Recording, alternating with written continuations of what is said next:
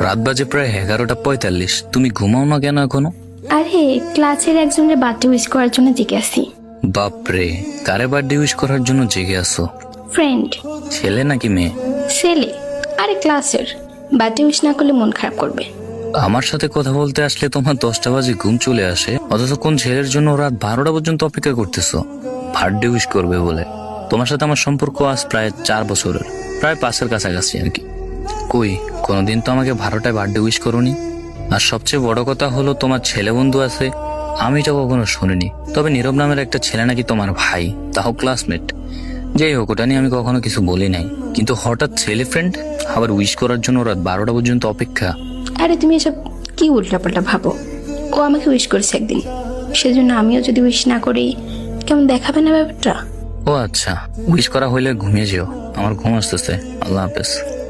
যারা আমার সাথে কথা বলার জন্য রাত 12টা পর্যন্ত জেগে থাকার ক্ষমতা হয় না, যার 10টা এবং 11টা বাজে ঘুমাতে হয় বাধ্যতামূলক, সে তার ক্লাসমেটকে উইশ করার জন্য রাত 12টা পর্যন্ত কেন অনলাইনে থাকবে? ক্লাসমেট এবং জাস্ট ফ্রেন্ড তো আমাদেরও আছে। বিষয়গুলো কেমন যেন একটু এলোমেলো এবং অগুছালো হয়ে যাচ্ছে। এ বিষয়ে অবশ্যই জানার প্রয়োজন আছে, জানার দরকার আছে। আগামীকালই জানার চেষ্টা করবো কে এই ছেলে যাকে বার্থডে উইশ করার জন্য আমার গার্লফ্রেন্ড রাত 12টা পর্যন্ত অপেক্ষা করতেছে।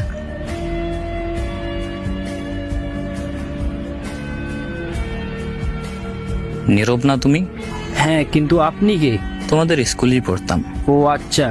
আচ্ছা, তোমাদের ক্লাসের কালকে বার্থডে ছিল কার? আমার বন্ধু রাফির। ও, তো তুমি তানিয়ার কি হও? আমি বেস্ট ফ্রেন্ড ওর। ও আচ্ছা, রাফি কি হয় তানিয়ার? বিয়ে অল্প কদিন হইল, রিলেশনে গেছে। তাহলে আমি কে? আপনি নাকি তানিয়ার ভাই? হ্যাঁ।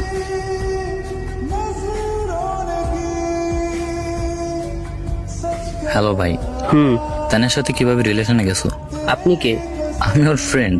তানিয়া বলেনি আমায় ও যে রিলেশনে গেছে। ও, ওর সাথে রিলেশন হয়েছে মাত্র 2 মাস। ও আচ্ছা, প্রপোজ কে করছে? এটাই জানার ছিল। সুখীতে করে নিয়ে কখনো কষ্ট দিও না। হ্যাঁ ভাইয়া।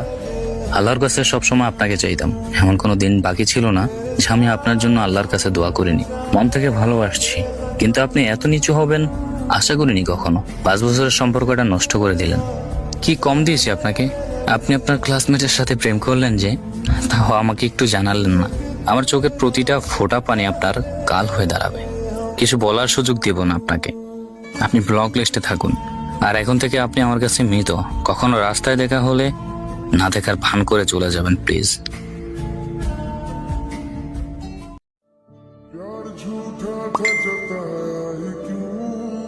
ভাইয়া, জানি তানিয়ার উপর অনেক রাগ করে আছেন। আমি জানি না কি থেকে কি হয়ে গেল। আপনাদের এত সুন্দর সম্পর্কটা নষ্ট হতে দিব না ভাইয়া আমি। তানিয়া অনেক মন খারাপ করে আছে, প্লিজ ওরে মাফ করে দেন। ও আর কখনো এমন করবে না, আমি কথা দিচ্ছি আপনাকে। বললেই কি হলো? এত ভালোবাসার পরও যে অন্য কাউকে খুঁজে নিতে চায়, তাকে আর দ্বিতীয়বার লাইফে নেওয়া ঠিক হবে না। বিশ্বাস করো সাদিয়া, তুমি তো জানো আমি ওরে কতটা ভালোবাসি। মোবাইলের ওয়ালপেপার থেকে শুরু করে ফেসবুকের কাভার নিকনেমটা ওকে নিয়েই দিয়ে রাখছি। কি কমতি ছিল সাদিয়া আমার? তুমি তো জানতে আমি ওরে কতটা ভালোবাসি। তুমি বাধা দাওনি ওরে, এখন কিভাবে বলো ওরে ক্ষমা করে দিতে? হ্যাঁ, মজা করতে করতে কি হয়ে গেল কিছুই বুঝতে পারি নাই। কিন্তু ভাইয়া বিশ্বাস করেন, আমি বলেছি না ও আর কখনো এমন করবে না। তানিয়াকে মাফ করে দেন। না রে, আমার লাইফে আমি সবচেয়ে বড় ধাক্কা খাইছি, হার চাই না।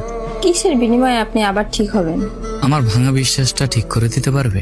খাবার খেতে গিয়েও আমি খাবার গিলতে পারিনি সাদিয়া। কান্নায় ভেঙে যাবো এইভাবে কখনো ভাবিও নি আমি। আমাকে একা ছেড়ে দাও। ভাই, তানিয়া প্রচুর কান্না করতেছে, খাবারও খায় না ঠিক মতো।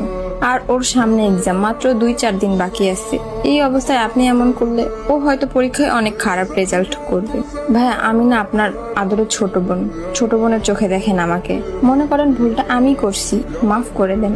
এমন করে যখন বলতেছো তখন তোমার মুখের দিকে তাকিয়ে সব ঠিক করে নেব। তবে সত্য থাকবে একটা, যে কোনো শর্তে রাজি আছি, বলেন। ওর হোয়াটসঅ্যাপ, ইমো, ফেসবুক থেকে শুরু করে সব আমার কাছে থাকবে। আমার অনুমতি ছাড়া ও কিছুই করতে পারবে না। যেমনি বলবো অমন করে চলতে হবে। যদি চলতে না পারে তাহলে লাগবে না। ওকে ভাইয়া, ও আপনাকে সব দিবে। প্লিজ ওরে আগের মতো করে ভালোবাসেন। আবার সময় লাগবে। ভেঙে যাওয়া বিশ্বাস অনেক কষ্ট জোড়া দিতে হবে। আপনি সুন্দরভাবে ভালোবাসতে পারেন, আপনিই পারবেন, সমস্যা নেই। আপনারা আবার আগের মতো হয়ে গেলে আমার থেকে বেশি খুশি হয়তো আর কেউ হবে না। ঠিক আছে, তোমার খুশির জন্য আমি আবার ওর সাথে সম্পর্ক জোড়া লাগানোর চেষ্টা করব। সবকিছু ঠিকঠাকই ছিল, ভাঙা বিশ্বাসটা আবার আগের মতো গুছিয়ে ওঠার চেষ্টা করতেছিলাম, এবং দিন শেষে সেই ধাক্কাটা আবারও খেলাম। দেখা হবে এই ভিডিওটা নিয়ে 3য় পর্বে। আর হ্যাঁ, এটা আমাদের টিকটকের নতুন আইডি। যারা যারা এখনো পর্যন্ত আমাদেরকে ফলো করেননি টিকটকে, তাড়াতাড়ি গিয়ে ফলো করে আসুন।